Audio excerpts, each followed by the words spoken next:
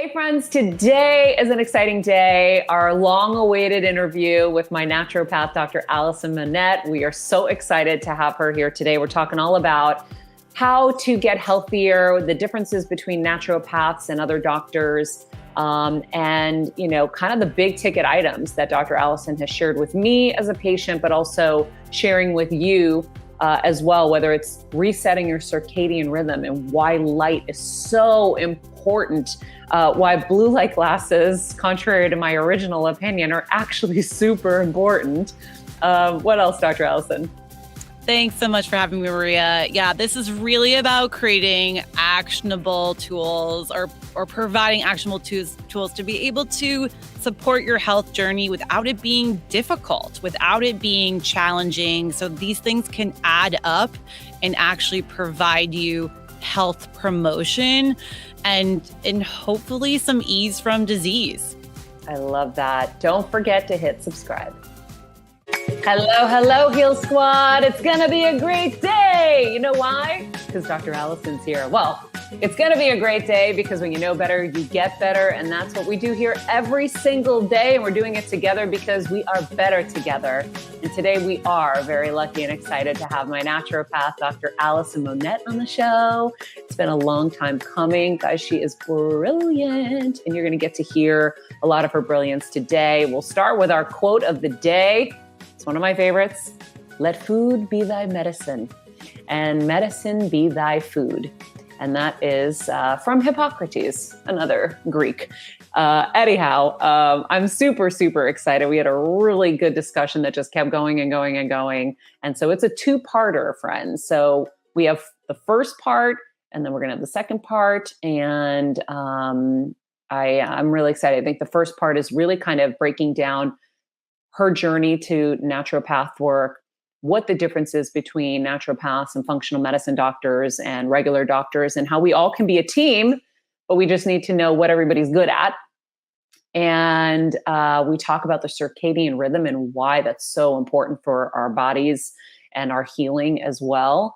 We talk in the second part about kind of food and water and magnetism and all the things that we didn't know about water that are pretty cool.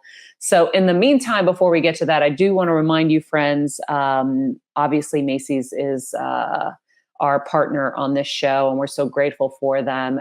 We do have the Macy's.com/Heal Squad link that you can shop and support us. I've chosen a lot of really cool items. I know it's the holidays, so there's a lot of things you need to buy. Hopefully, I've picked some things that might help you in that journey.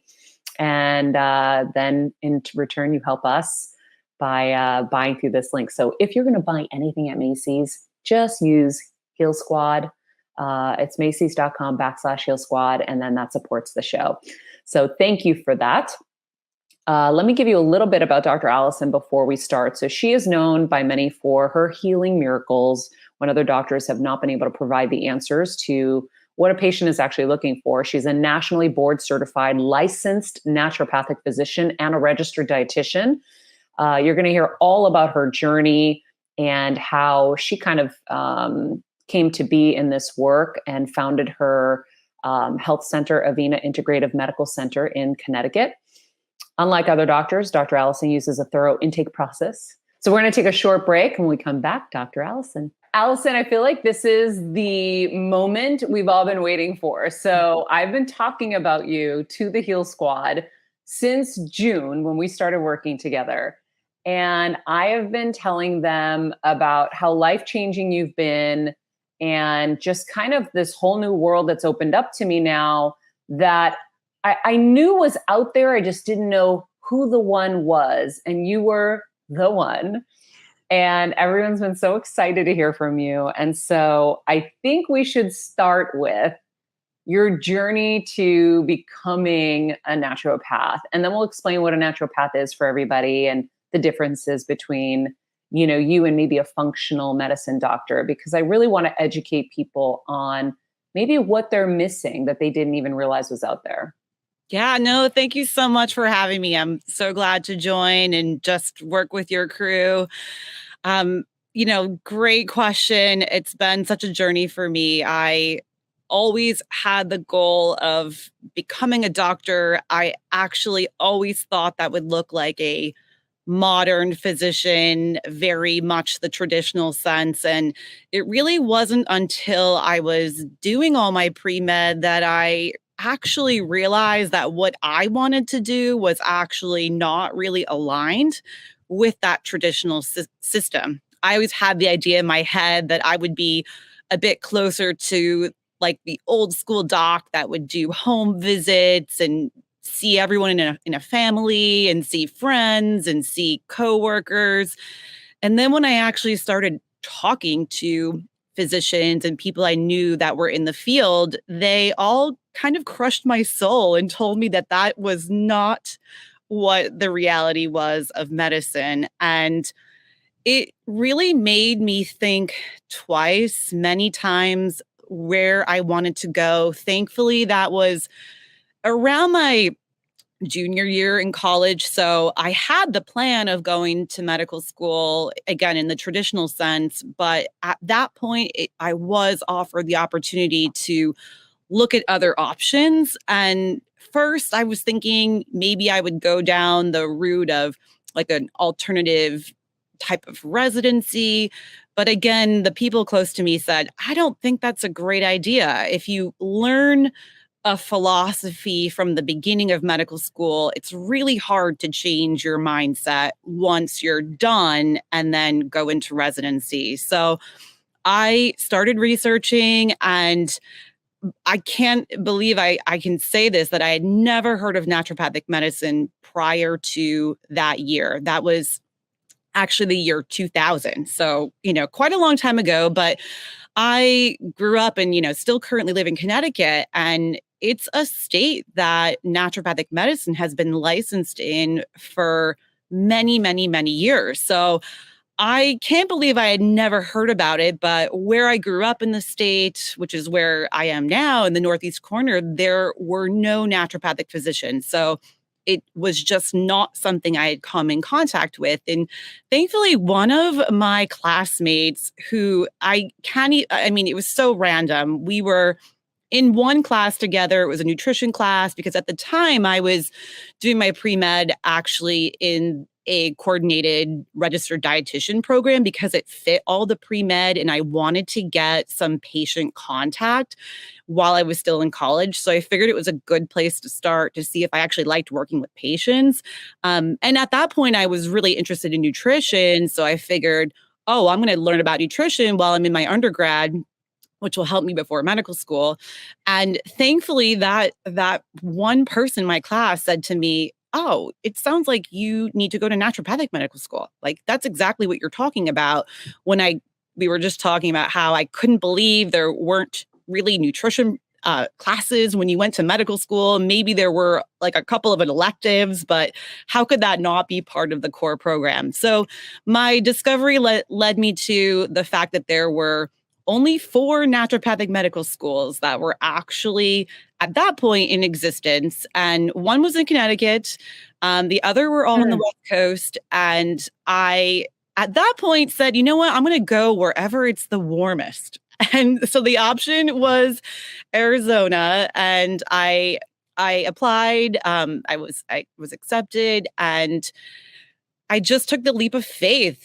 Thankfully, I went right out of college, and I was, I guess, fairly younger for college to be over. So I figured I had nothing to lose. If it didn't work out, I could always change the course and go, to a traditional medical school. But long story short, it was the best decision I ever made. It really, from the very beginning, felt like the right fit. And graduated in 2006. And, for quite a long time, I felt like I would stay on the West Coast, given that it's a little more accepting to naturopathic medicine. And at that point was sort of the beginning of functional medicine also growing. So there was a lot of newness in the alternative medical world. And unfortunately, on the East Coast, alternative medicine still had, I felt like, a lot of like negative kind of connotation. It's a little bit more difficult. And I wasn't sure if I wanted to totally be, a groundbreaking doctor in my area and have to educate people on what I was doing. But I ended up getting pulled back to the East Coast for family, and and not really wanting to have to travel the 6 hours back and forth constantly. And then I really felt like if I didn't come back to my area where I grew up, that maybe no one ever would. And then how could this medicine spread to the East Coast? Because it was already pretty accepted on the West Coast. So I came back, started my practice in 2006, officially saw my first patient in 2007, because I actually chose to do insurance coverage. So that took a while to get credentialed and do all of those types of things. But started early 2007. And really, I mean, I'm amazed that everyone in my area here, it took about 5 years to get really accepted by the community as a whole, but that's really more the medical community. The patients were there from the very beginning. Really people not not knowing that this type of medicine actually existed. And then when they realized it did, it was exactly what they felt they were looking for. And I remember my first couple of years in practice, so many times that I hear patients say, I didn't even know this kind of medicine existed. Like, how could I not know this? Like, we're in modern times here where we have access to all this information. It is really unfortunate that most people only learn about this option, through others, or maybe now through a little frustration of not getting answers and looking at other options. Fortunately, functional medicine is becoming a little bit more of a buzzword. And now people are knowing there's kind of that alternative option, but it's still a little confusing. And I know you asked about like how to really compare all the options, functional medicine, naturopathic medicine, and that's a really great question because it's a little confusing in the space, knowing that there is there are a lot of alternatives other than the modern medical way, but that can be very confusing as a patient, as a person looking for someone to help them. That you may need to just find the right practitioner for you, that's really aligning with your health goals, because it can mean so many different things, especially the functional medicine label, the naturopathic label. Many of us do so many different things that it makes each of our practices so unique.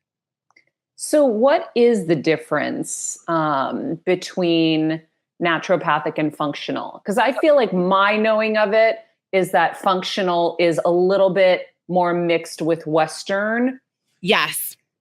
Okay. Yeah. So great question. So interestingly, when I first went to medical school, the functional medicine label was in existence, but it really was in its infancy and didn't really have traction. So naturopathic medicine was the term, the type of medical education that existed at that point, which really is a completely separate medical school, and that is unique in the sense that from day one in medical school, you are learning very much that traditional medical school program at that first 2 years. But then the second 2 years are really dedicated toward the practice of naturopathic medicine as it exists, where it's very much the root cause type treatment of the patient. So most naturopathic physicians aren't specializing in certain areas of medicine. Most of us are, I would say, more generalist, where we are seeing patients of all ages, of all walks. It's becoming a field where there is some specialization. So maybe you might have a naturopathic physician who loves working with GI disorders or cardiovascular. I myself consider myself a generalist, where I see I see newborns. I have a 99-year-old patient. I see anything that walks in the door. But naturopathic medicine, you can only say you're a naturopathic physician if you've gone to a naturopathic medical school, have passed those boards. So we're considered in Connecticut, I'm a licensed physician, but I am separate from the MDs and the DOs. Now, the functional medicine umbrella was really developed more for traditional medical physicians. So those trained under the traditional modalities to then get education slightly more aligned to the naturopathic medical system. So when I first started going to like continuing education things and seminars and things like that, IFM, which is the Institute for Functional Medicine, really grew the term. The father is Jeff Bland, and many of those in functional medicine know of him. And that whole IFM is just amazing, where they've trained so many doctors, physicians to then understand more of these root cause modalities and more in the naturopathic medical realm. But there's a little bit of the confusion because a lot of functional medicine doctors are getting training after they've graduated from medical school to then practice a little bit more like naturopathic medicine. But now it's a little confusing because you can be functionally medicine trained, but I know I have colleagues that go through it. You can be a nurse practitioner, you could be a registered dietitian, you could be an MD, a DO. So it's getting a bit confusing because it can mean a lot of things. Yeah, I feel like, it is confusing. And I feel like what I want to know is the regular medical system, when you're trained under them, do they do anything to teach you about the root cause? What is the actual kind of process of teaching for medical schools? Because I think once people understand what and how they're learning, and then you see what and how the naturopaths are learning, you'll really understand the strengths of everybody. Because I always say, you got to look at your health like you're the CEO. And where are you putting your different people? Like, or imagine you're the coach of a football team. You're not going to put the kicker at the quarterback. Quarterback's not going to be in defensive. So with Western medicine, there's obviously a place for it. And they're amazing at what they do. They're amazing diagnosers. They're amazing at stitching us up in an emergency. You're not stitching me up if I, get into a car crash. That's not what you do. But, and they're great at pairing an illness with medication, whether you like that or not. So there's things like that, but healing, I have not found that to be the case. They have their standards of care. If you have cancer, it's chemo, radiation, you're out the door, or some experimental stuff. If they have no idea about optimizing the immune system so that you can handle the barrage of treatments, they don't do that stuff. They don't do the root cause and try to figure that out. They don't try to optimize your blood work so that if this is off, and then that sets this off, and then that sets the next thing off. If we just fix this, then all those things will fall into place like you do. So I want to kind of understand that for people as well. Yeah, if you go back into the history of medicine, I think that it would be mind-blowing for you to realize that in medical school, both naturopathic medical school and traditional medical school, we're really not taught the history of medicine. And I say that as being so important because if we look back, there was a moment in time where medicine made a decision, and the decision was really more around creating customers to create people that became part of the system that unfortunately kind of had to go under the agenda of big pharma, which if we look at the amount of money now spent in that area, it's just unbelievable how much money is infused into medicine and care of disease states instead of putting that money toward prevention and understanding the root cause. So if you kind of go back into medical history, that is its own topic and really fascinating. There seemed to be quite a change of things after. There was a famous thing called the Flexner Report, where that's when medical curriculum started to adjust to actually then teach those physicians how to prescribe, how to treat disease, not really focusing on prevention, because we definitely know in medicine that you make the most money from prescribing, from doing the surgeries, from doing these things that are not about having people stay well and then not have to be inserted into that system.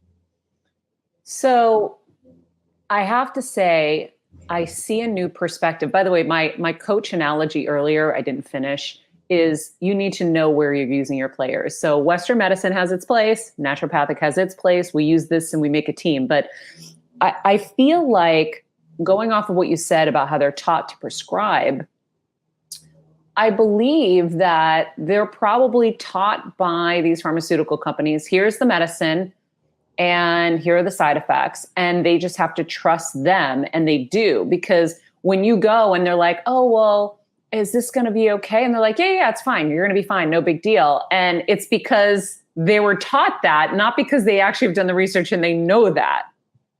No, you're so right. I mean, the programs work so well at really teaching traditional doctors to understand and feel strongly that it's the right thing to do. And it's what's in their toolbox. That's what they're given. And there is a place for it. I mean, I can say that looking at a lot of like the smaller hospitals and communities, you can see where a lot of what they're doing is emergency care now. You know, the emergency rooms are getting bigger and the other parts of the hospitals are getting smaller. And that's really getting sent out to the larger hospitals and cities where that's important. You know, the value of traditional medicine is really in that type of medicine. Again, like you said, if you get in an accident, I really hope my friends in the ER that can stitch me up. You know, it's like, that's the really important thing to understand, is that we all have our roles. I think what's happening in medicine is that the old school, like primary care physician that really took care of you for your whole life is not really existing as it existed years ago. And I'm fortunate to say that growing up, the reason why I love medicine so much is that my mom managed a primary care office, and it was very old school. He owned his own practice. His, wife worked at the office. My mom was kind of the front desk. She managed everything. And that's what I grew up knowing. And I always remember her saying like, oh, this family came in today, and people stayed with him forever. They joined his practice from day one. Mm-hmm. He retired. He had patients for years. I mean, that just does not exist anymore. And I think that's really where functional medicine is starting to come in, because I have patients, every day just saying, I don't know my primary care anymore, because either they left their practice. Now a lot of primary cares no longer own their own practice. It used to be that they own their own practices and really could do what they wanted to do. Of course, it was mostly under the insurance umbrella. So to some degree, you are being told what to do based on getting paid by the insurance companies. But now that's not the case. Most primary care doctors actually work for systems. They work for hospital systems, larger group practices. They don't actually do anything on their own. So now they don't really have that investment. So they're maybe at a place for a couple of years and they leave. They go into a different specialty. And that's really sad, because I can see patients really want that connection with their doctor, to be able to sit down, have more than 3 minutes and be able to really connect, so you can know what they need, you know how to adjust, how to adapt. And that's where I really feel like naturopathic medicine, functional medicine are finding their way in this kind of medical world that exists now, not taking the place of any of that other side of medicine that we still need. I mean, we need these specialists to maybe do, the imaging that's more detailed and looking at that, and oncology, and all these different specialties where we can work in adjunct, but it should be a team, and it really should be about using everyone for what they're best at. But that's why I feel like it's so important that we are sharing this, because no one's talking about this. And this way, people don't think it has to be a this or that. Yeah. It is a team, and you just got to know where you're putting your players. I will say, for the fun of the audience, her mom is her front desk secretary. Yeah. And we love your mom, and your daughter's always there, Gemma, as well, which is super cute. It's a very familial vibe. How long do you spend with patients? Share with everybody. Because most people, I mean, it's really 15, 20 minutes. Right. Yeah. So, I mean, I always pretty much schedule, for first visit, 75 minutes, give or take. If a patient needs more, they will get more. I'm fortunate that I'm very busy, so I schedule back to back to back. So it's important to kind of stay within those time constraints, but I do feel like 75 minutes is such a must for that first visit. Normally, a second visit where we have a lot to go over will be closer to an hour. And then typical follow-ups are about 45 minutes. It's very rare that I'm spending less time than that with a patient. And I enjoy being able to do that, because I do feel like patients really know intuitively what's not going well for them health-wise. And it takes a little while to get that out of them, to really have them kind of talk through and make sense of it in their head. And I can just see patients opening up normally after about 20 minutes when they're starting to make the connections. So it's a much longer visit than most people are used to in any traditional medical sense. Which is what I love. Yeah. And so I feel like that kind of really sets the stage for everybody of like who you are, how you came to be, and your mission to help bring this to the East Coast. And I feel like you have succeeded wildly in it. And we're going to continue to amplify your message through this show, obviously. So now what I would love to share with everybody is a little bit of kind of the basic but not basic things that you super believe in your research, because you are such a research nerd. I love it, because I am also a research nerd. But you're like on a whole other level. You're like my icon. I'm going to aspire to be even better about. But I feel like after working with you, the big ticket items have been resetting your circadian rhythm, blue light, which is why I'm wearing my blue light glasses when I do the show now, red light therapy, and supplemental, like looking at the blood work and looking at where you are needing that support. But I want to know the process behind that too. So, and I might be missing stuff. That might have just been from me. There might be some other big ticket items that you see are consistent with people. So I feel like a lot of this stuff, when I share it with people, they're like, wait, what? Circadian rhythm? Like, it's starting to be a thing. Right. And blue light, I thought was a total farce. I thought it was a marketing play by glass companies to want us to buy them. When Kelsey first had them, I'm like, oh God, poor Kelsey. She fell into the trap. Sorry, Kelsey, you were ahead and I was behind. But yeah, I feel like a lot of these things are even cost effective and simple to do. So I'll let you kind of take it from there. Yeah.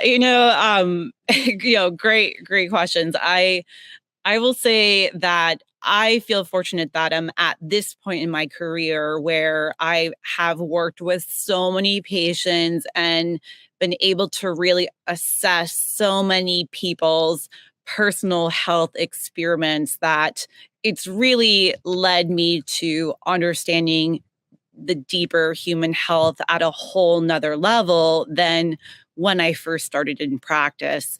So some of the things that we've worked together with are really from my learning through many years in practice, what really needed to happen for people to set the stage for their wellness to occur. And some of it came about because, at, and it's hard to, I think back to like when that moment happened.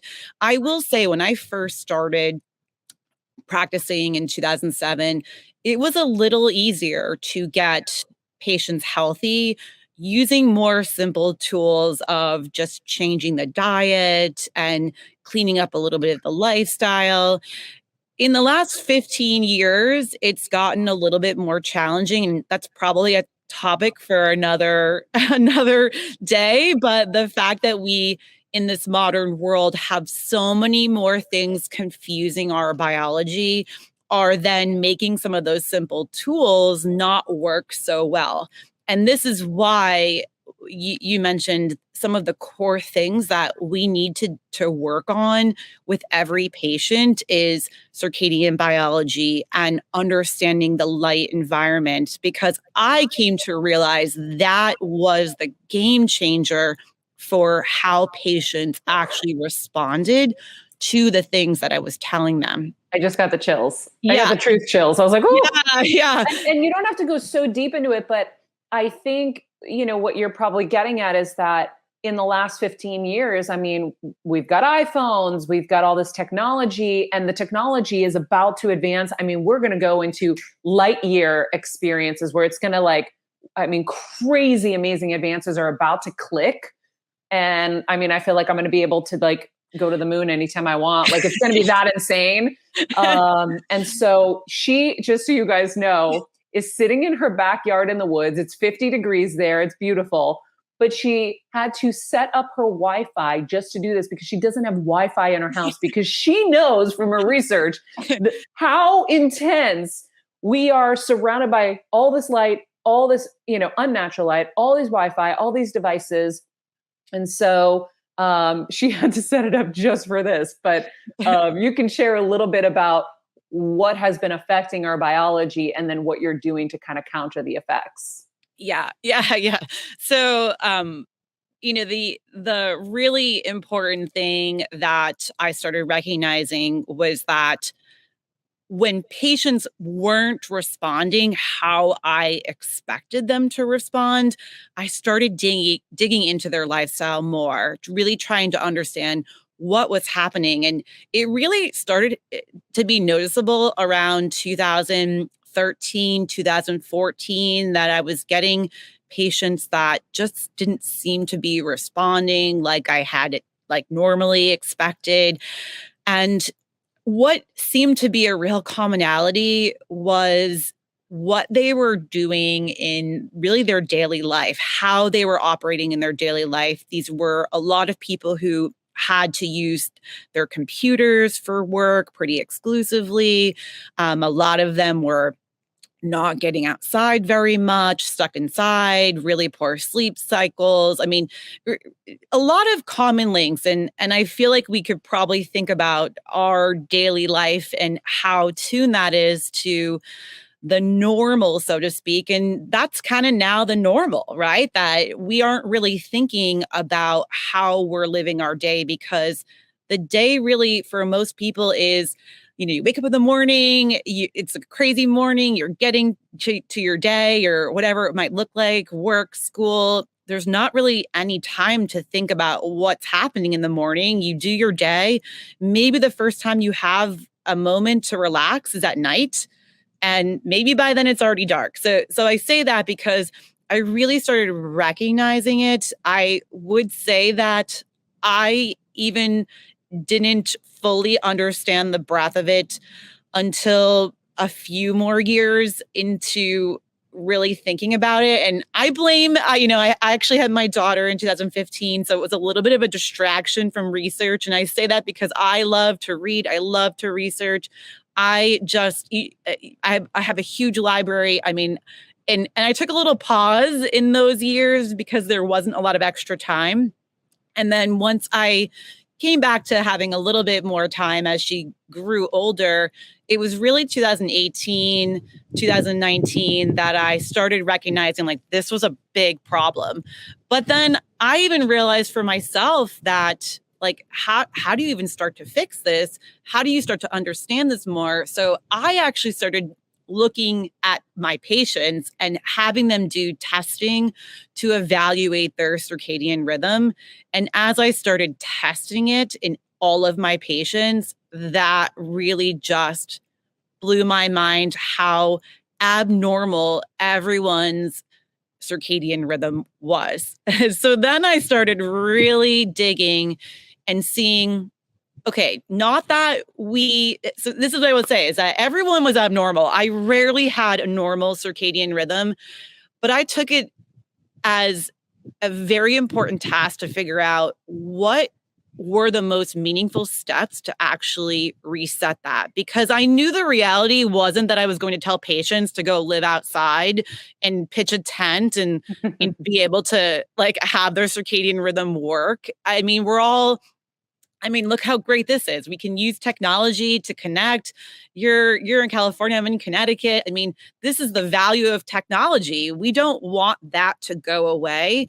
But I also realize that we have to find that balance of using it to support things, but then knowing how you personally can disconnect from it to be able to have your health thrive. So if we look though at all of the things that you're doing to support your health, if your body doesn't know what time of the day it is and isn't actually tuned to that 24-hour rhythm, a lot of the things that you could be doing fail. And that's where I feel like a lot of my patients who maybe are new patients, maybe they've experienced functional medicine before. Now, a lot of people are able to do their own research. So I have a lot of patients coming in new to me that they've done years of their own research and they're just starting to realize that, okay, there's something more to my story that I'm missing. And that's really where I come in to help them recreate their health at that deeper level. But that circadian rhythm, resetting that and making sure that that is working robustly, then is the game changer for everything else they're doing. So then you mentioned like, okay, thinking about your light environment. Actually, hold on. I have more circadian rhythm questions. Oh, great. Yeah. Okay. Yeah. So explain what exactly it is and where we're going wrong. Like, what does it mean that our body doesn't know what time it is? Okay. Yeah. Yeah. So actually, I mean, this is really cool science, but we are all built with a central clock in our brain. It's called the SCN, the suprachiasmatic nucleus. It helps run our entire body. Every cell in your body actually has its own clock, and there are clock genes in front of every set of genes. Like our body tunes to that central clock in our brain. Now, in a good working body, that clock is set every day by your environmental cues. It wants to run at 24 hours. And that's because our light and dark schedule is 24 hours. But our circadian clock only runs in that 24 hours if we set it with light and darkness. If we do not, then it will run out of tune. And if that brain clock runs out of tune, it will not sync with our peripheral clocks that are in all of our cells, all of our organs, all of our systems. It's, interestingly, we know these things work in all of our technology, but we don't realize that what's running on our phone to tell us GPS is actually the reason why it works in our body too. We just have never learned these things. And I really wish that we learned these things from when we were in third grade, fourth grade. Like, why are we not learning about these simple things about human biology from the very beginning? Because if we just understood that our body needs to be set every day with the proper morning light. And I say that because it cannot be just light that you see from inside your house. It needs to be full spectrum, unimpeded light that's going into your eyes, but also on your skin. If you can, if it's warm enough to tolerate it, then you want your skin's solar panel to get it too. But that actually sets your body's clock to know 24 hours is starting. And as long as you pair that with proper darkness, your body knows what to do at the right time.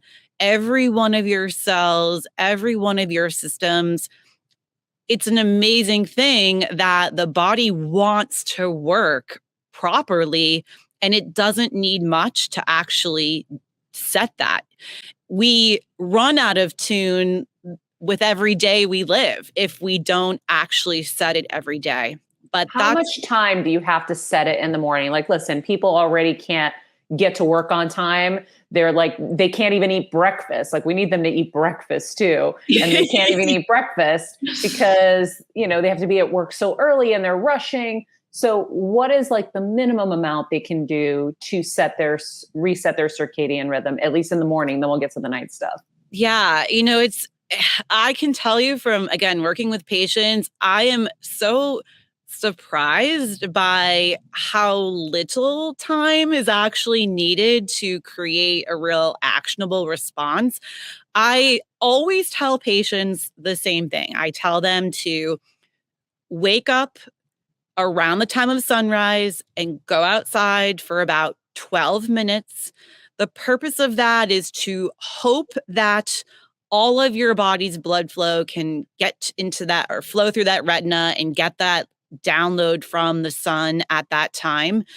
However, when patients come back in, sometimes they'll say to me, well, I got maybe 3 minutes, I got 5 minutes. A lot of times I have patients, though, that really feel so good doing it. They'll tell me they spend much longer than that 12 minutes. But the point of me saying that is any time is better than no time, but it needs to be full spectrum. So that means no contacts, no glasses, no sunglasses, nothing between your eyes and that full spectrum sunlight. So it has to be outside. It cannot be through a window. It cannot be through a screen.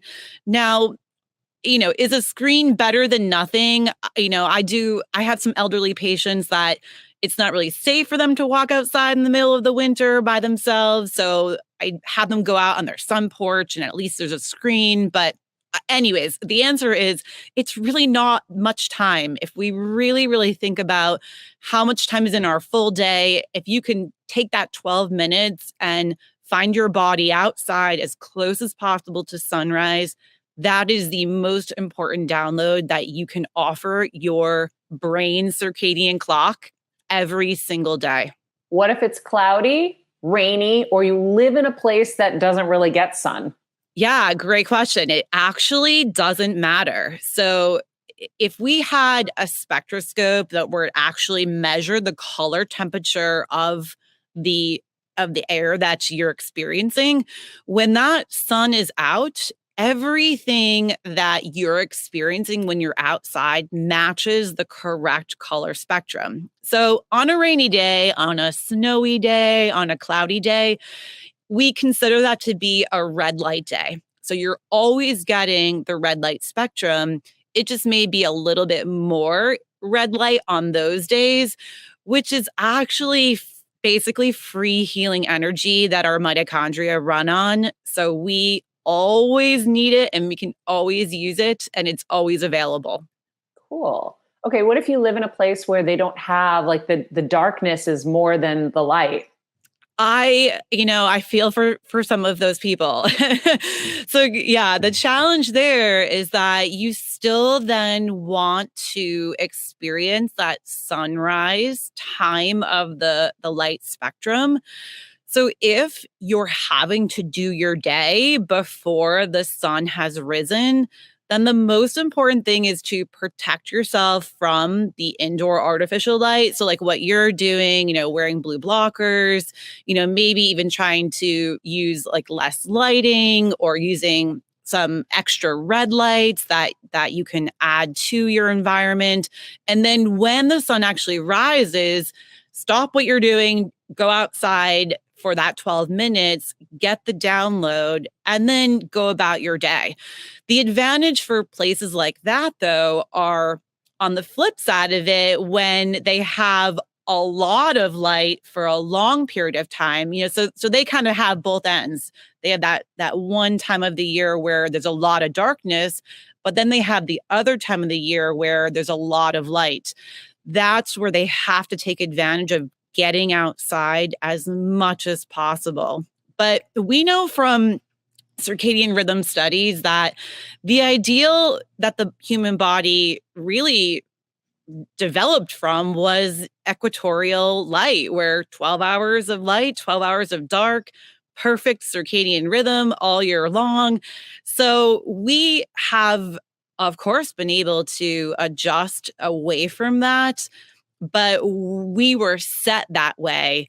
And we have to then try to take advantage of as much of the light as possible, because if you look at how much light's available, it's always the same total amount of light all year long, no matter where you live. It's just you might get more in one season, less in another season. So you have to try to get as much as possible when the sun is out longer. Yeah, Which think is about hard. it like your battery plugging in. Yeah, it's like I will say, Connecticut's not terrible. It's not optimal either. I often think, if I could just hop down to the equator for 4 weeks, a couple times a year, that probably would be really helpful. But we're fortunate. We don't have extreme darkness, but I will always tell patients to take advantage of summer light, that, adjust your schedule as much as possible to go outside as much as you can, as many times of the day you can, because if you can set your circadian rhythm really strongly as much as possible, as many months as you can during the year, you can get by a little bit in the winter when there's less sun. Yeah. What happens at night? So you have to set your circadian rhythm in the morning by seeing light first thing. And then how do you handle the nighttime? Yeah. So now, once you wake up your circadian rhythm, your body knows what it should be doing. So now it's running. Every time you go outside when the sun's actually still out, that further sets your circadian rhythm. But then when the sun sets, the body is expecting darkness. And we have a blue light receptor that's actually located in our skin as well as our eyes. It's actually located in our subcutaneous fat, in the arterioles. It's called melanopsin. And melanopsin is our body's way of understanding our darkness environment. So the melanopsin receptor is looking for blue light, because in nature, blue light is the most rare of the light spectrum, and it goes away, of course, when the light sets. But if you are experiencing light in any way, so that could be indoors from just overhead lighting, it could be technology use, whatever that looks like, if the sun is set and you're getting artificial blue light exposure, those melanopsin receptors, unfortunately, interpret that as continued daytime, and it prevents your melatonin from activating, which then prevents that part of your circadian rhythm from understanding that it should be shifting into the dark mode, because there are things that happen differently in your body during that dark period than during that light period. And there's that change program is literally light versus dark that helps us go into that. The darkness is really the most important part of the day for health, because that's when the body can activate its healing powers and those processes. But if melatonin isn't allowed to activate, that will not happen. And that's really at the core of disease generation for a lot of people, because if the body isn't able to clean up from the mess of the day, then every night when you're sleeping, you might be sleeping and think you're sleeping, but the body's not cleaning up. So the next day you're waking up with more aging, more disease, because you're not actually cleaning up at night. So it makes sense that more people than ever are having a hard time sleeping. Ariana Huffington did this whole book on sleep. And I remember she was saying, you have to put your devices away. You have to actually go to bed early.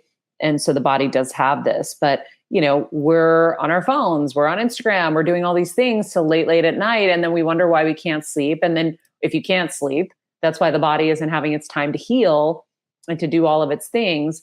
I know that you put me on a different lens at night. So explain. So I wear these during the day when I'm inside, around light, on technology. And then at night, I switch to these red ones. Kevin makes fun of me. I think he calls me, I don't know. He calls me some crazy name. And so to explain what that does.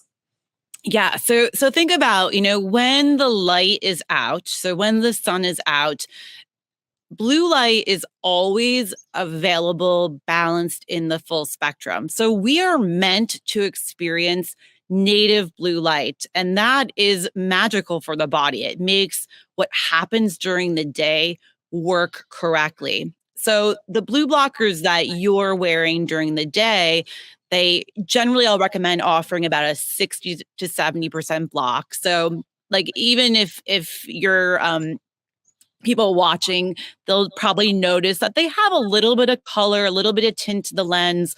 That's important because all of the clear lenses are likely not offering enough blue light protection for most people's brains. It's offering some, but not quite enough. What we're trying to do is turn down the excessive artificial blue light that you're experiencing during the daytime, not to wipe it out completely, because again, we're actually meant to get some during the day, but not any from the artificial spectrum. So when you're outside, the blue light is changing all day long. Every nanosecond, that blue light spectrum is different. And that's how our body knows what time of the day it is. So when the sun sets, that blue goes away completely. And then the melanopsin receptor can signal to actually activate your melatonin. So the red ones, or the amber ones, they're 100% blue block. So now your eyes are not experiencing any of that artificial blue light. So your melatonin hormone can actually start doing its activation.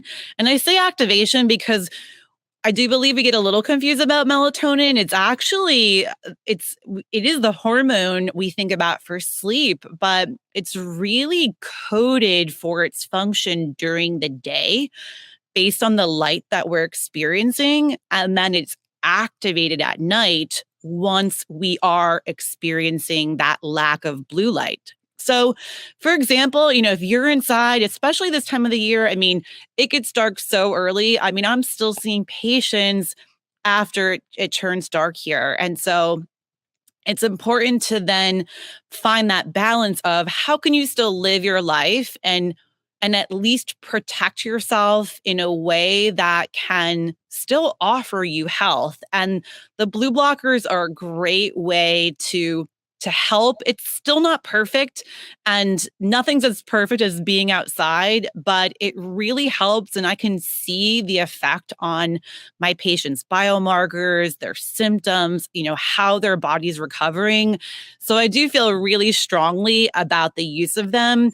I even feel stronger about the use of them in our younger population. So for those that are not yet with full myelination of their brain. So really for most women who are less than 26, for most men that are less than 28, like it's a very impressionable time for that artificial blue light to affect the brain. So they need to be wearing them even more than my 99-year-old patient.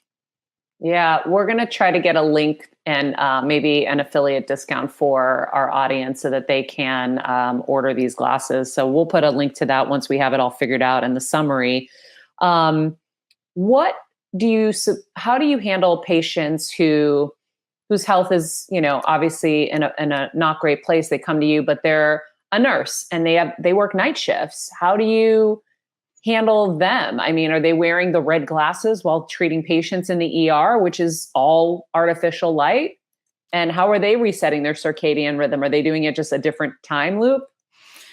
Oh, that's a tough question, because I can tell you that it is probably one of the worst professions for health, though it's an unbelievable thing because why have we moved to 10-hour 12-hour shifts for our We just talked about this. That's so crazy. Oh, Go ahead. really? Like, oh gosh, I like was like, why do we think that the health professionals who are taking care of us have to burn the candle at both ends, suffer, be so unhealthy, so exhausted while they're trying to help us? We have to take care of them so that they can take care of us. So I will tell you, some of my most unhealthy coming in the door patients are my nurses, are my mostly hospital, like those that are having to work in the hospital setting patients, because they're working these really long shifts, and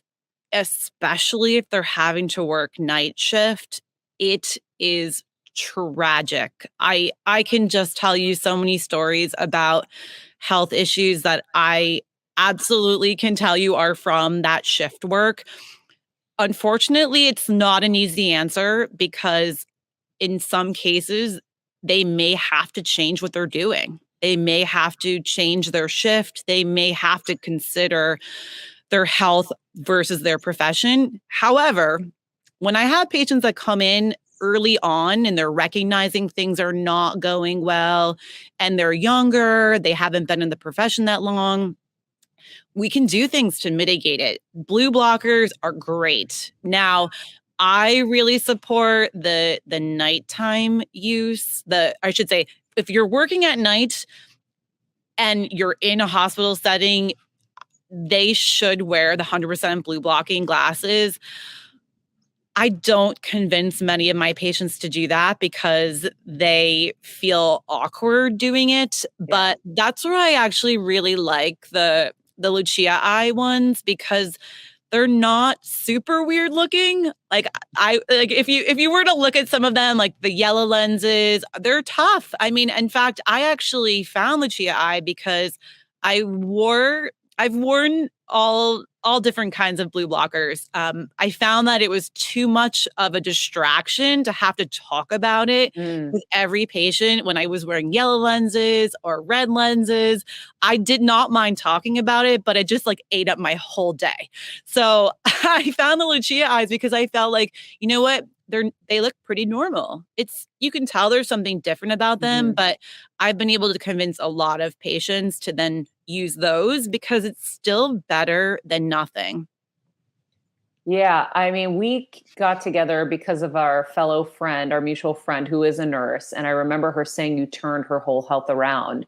So was there a switch in hours perhaps that had to happen, or did you optimize her at such an early stage that it worked? Yeah, I really feel like, great case where youth on her side a little bit, also not having to work the night shift necessarily.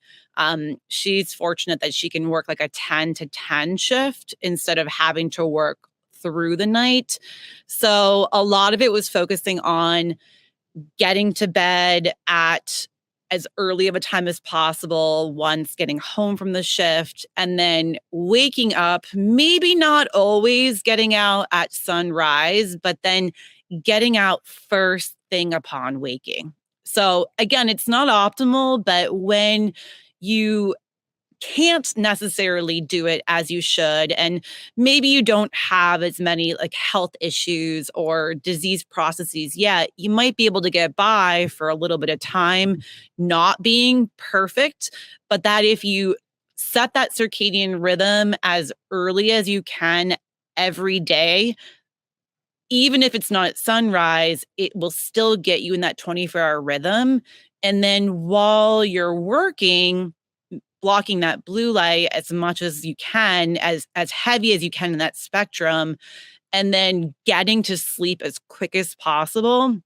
And then also considering, um, interestingly, when you're eating in that context, because you want to make sure you're eating when your body's at least experiencing that proper wake part of your circadian rhythm.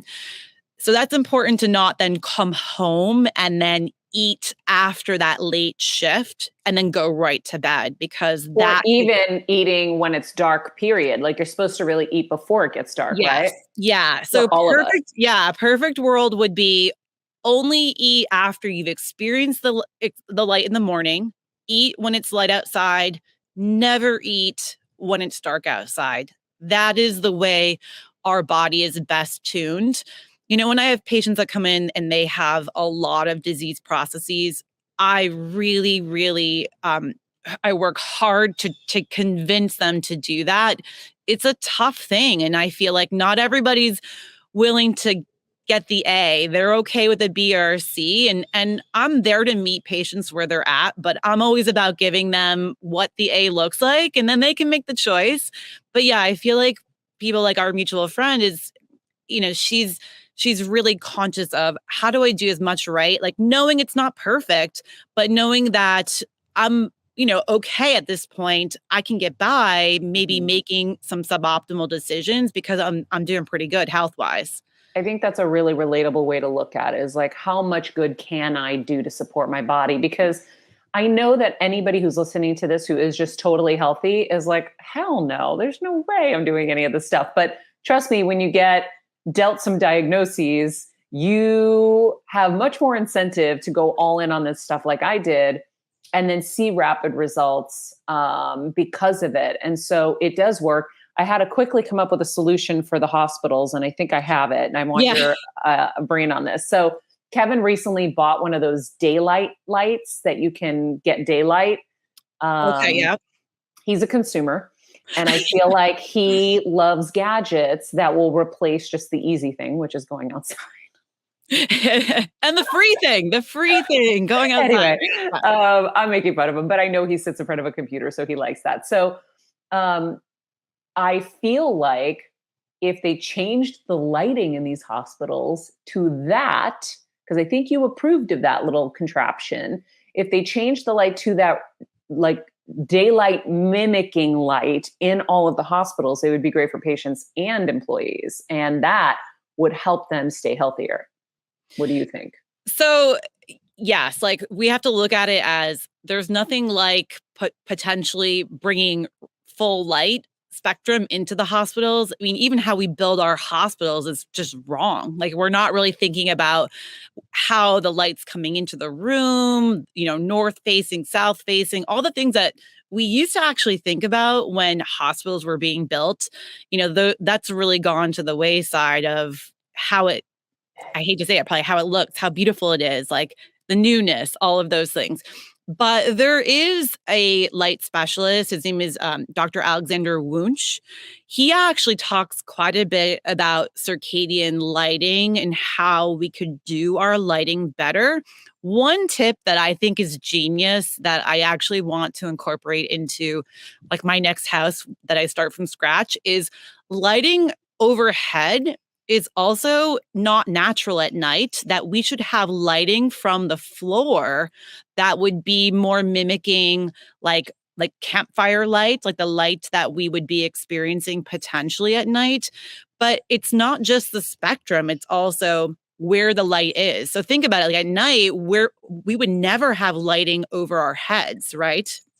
But why are we not thinking about putting lighting that's heavier in the red spectrum, maybe at a lower level that wouldn't affect our physiology as much? And Dr. Alexander Wunsch has kind of created some real good thinking points around that.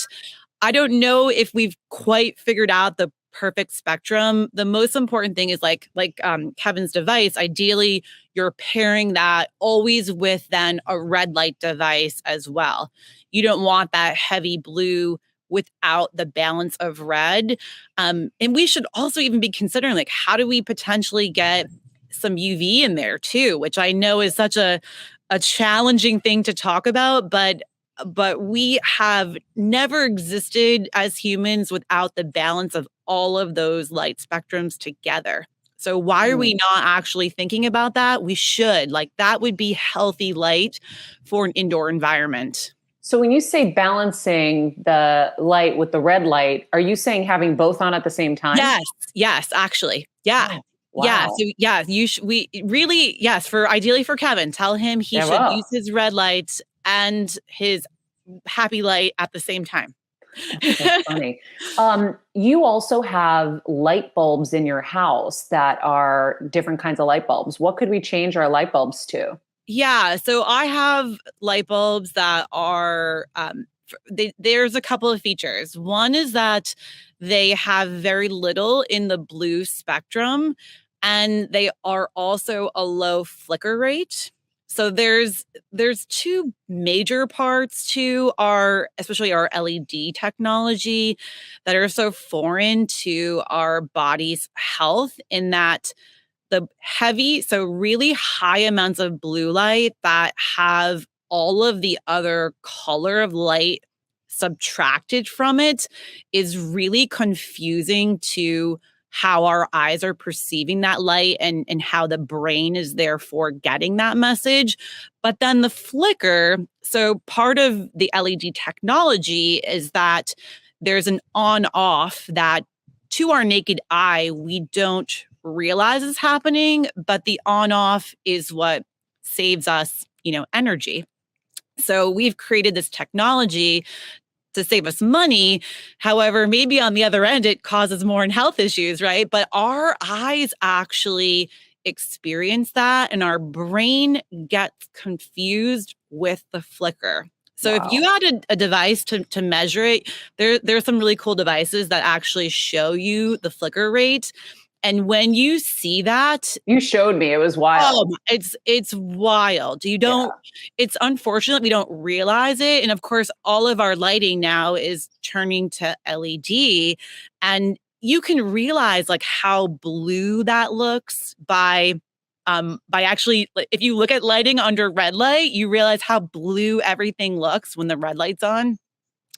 But which I think you experience, I think, in my red light at my office, where like if you have your phone on in that red light, it looks like a blue blob. It's so bizarre. Mm-hmm. But yeah, the lighting I have in my house is, it's tough though, because most people love lighting and they want the brightness of lighting. So when people come into our house, they'll say, "Oh, it's really dim in here," but like I like the ambiance. Like it's I like dim. Yeah, like it has a different feel, and then it at least again helps us get by. Unfortunately, again, I realize like it's not perfect. I wish I could have a dark house. I have a daughter who's like afraid of darkness. So we have to have all these little red light flashlights so she can go around the house, and like headlamps. So that way at night when we turn everything off, she can still see. But we use those because it helps us at this time of the year. When it's dark early, we're just not going to bed at 4:30. Now, I do go to bed early because when you're really tuned to the circadian rhythm, like you want to go to bed early. Like the melatonin adds up and says, go to sleep. Yes. I mean, I can tell you, this is a really like personal thing for me where so interestingly, I started a CrossFit gym in 2017, and my role in the gym, because this is not a business I own by myself, but I have multiple partners. My role in the gym was to kind of man the nighttime. So when we opened the gym, I did my day seeing patients, and then I would go there at night, spend at least a couple of hours there, And I hate to say that after a couple of years into it, I realized how terrible that was for my health. And it took a little bit of like doing my own personal labs, and then realizing something was not right. And as I scanned through my life, I realized it was that light exposure at night. So the wrong time of the day, terrible lighting, flicker. It was actually really harming me more than the exercise was helping me. And it took actually the COVID pandemic where we had to close the gym down briefly. It somewhat freed me of that schedule. And I had to really commit at that point to not going back, because the 3 months of not going at night, all about my biomarkers improved. So I had to see that it was a reality check, where I think it's really important, because sometimes we get used to doing things and we may even love doing them. Like I really scan back and think that was such a fun part of the day, and getting to kind of work with the people at the gym and helping them out. And it was kind of sad to have to let it go, but realizing that what's more important than your health, truly, you can find your own way. So I think we all have to kind of scan like what's happening in our day, what are we doing, and what could be affecting us where you just don't realize it. Like I even thought I could get by with that exposure and it not cause me trouble, because I honestly never felt that it was causing me any problems until I disconnected from it and then realized that it was in fact causing hidden issues, which I think is another important thing to think about, is that, just because you're young and healthy and feeling fine doesn't mean that there aren't things brewing that you can really, turn to the different path and actually redirect your health before anything becomes a problem. Yeah. I want to ask, since we went so deep into circadian, how much of a difference, like what are some of the amazing things you've seen with people really focusing on that? Because I know Kelsey, by the way, you can jump in. You have Kelsey working on this now. Yeah, it was so wild. And it was cool because Dr. Alison and I chatted last week. And so Monday, I started my get up early, get my sunlight. And then Tuesday, I didn't do it because I went to bed late Monday because I was doing something.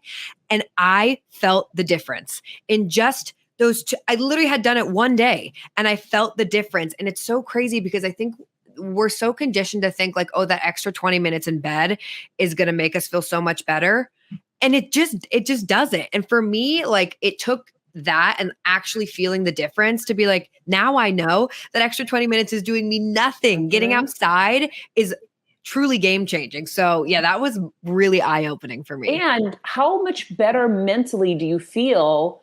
Because I hated waking up too. I know this. There were times, I remember when I was going to Extra. I mean, I was already miserable going there. But I would do the same thing. I'd wait till the last minute and then I'd show up like 10 minutes late for hair and makeup. And now we have to rush faster because I know I can be a little late because we just have to move faster. But then all that anxiety and that stress, when if you wake up and you're in nature and you ground even for 5 minutes, you get that sun on your face and you say, today's going to be a great day. I'm telling you, it will be, and you will feel so great. And I was so excited that Kelsey got to feel that feeling, because now that's something you can build off of, right? You can, once you just do it, you get in on anything, and then you build off of the little wins. And you're like, wow, that felt really good. Because she used to do her evening walks and you made her change it to the morning. Yep. Which my mom was very happy about for safety reasons as well. Hello, your other mom too. Yeah, literally. They were all like, Kelsey, you're walking in the scariest place, LA, with headphones on, thinking that it's like totally like nice, like it's in, Connecticut or something. It's crazy here. So I was very happy about that too. But it really was nuts. And I feel like people have to do it and experience what I felt, because hearing Maria talk about it was not the same as like me actually experiencing it. And I'm telling you, just the one day I felt the difference. It was so nuts. So amazing though. Our body is so quickly adaptable that's the part I love about using circadian resetting as a health promotion tool, is that it doesn't take long if you do it right. So if you're truly doing it right, where you're waking up physically getting outside, experiencing that light, the light is really what controls all of those hormonal messages in the morning, all of the neurotransmitter changes in the morning. So that whole stress response is actually affected by the light. Now, if the light you're experiencing is not outdoor full spectrum light, well, then how is that tuning your body? We know that the indoor blue light does quite the opposite. It affects our stress response pathways. The PVN pathways is the one notably affected, and that makes us feel more stressed. Is this part of why our entire culture is just so stressed out all the time?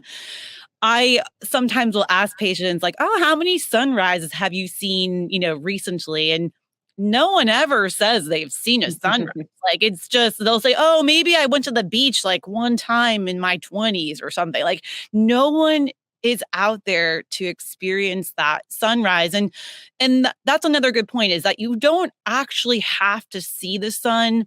The sun is a bonus, but you can just be outside at that time of sunrise, and that is almost good enough. And I can say that because I have a lot of patients who are like, "Oh, I can't see the sunrise." So it's actually like pretty complicated for me to get in the car and like drive to a place to see the sunrise. That So happened to me too. When I was first doing it, I was freaking out because I'm like, yes. but the sun where it comes out, it's not near me until like 8 a.m. And that's like an hour and a half after sunrise. So I'm Yes. glad you're addressing that. Yeah, no, because like once I started analyzing like how patients were actually responding to just being outside, I was really encouraged to see that you didn't actually have to see the sunrise.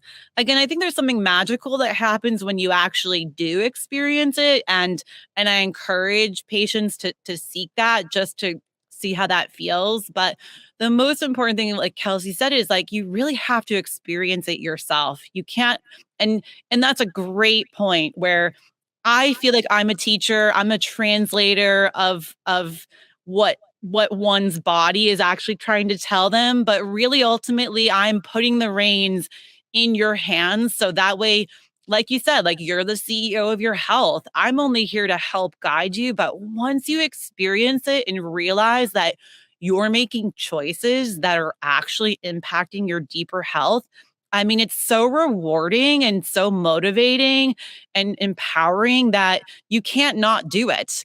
And our brain makes endorphins from that morning light experience. So we're built to be addicted to morning sunlight, but the problem is that people aren't experiencing it, so they don't realize that.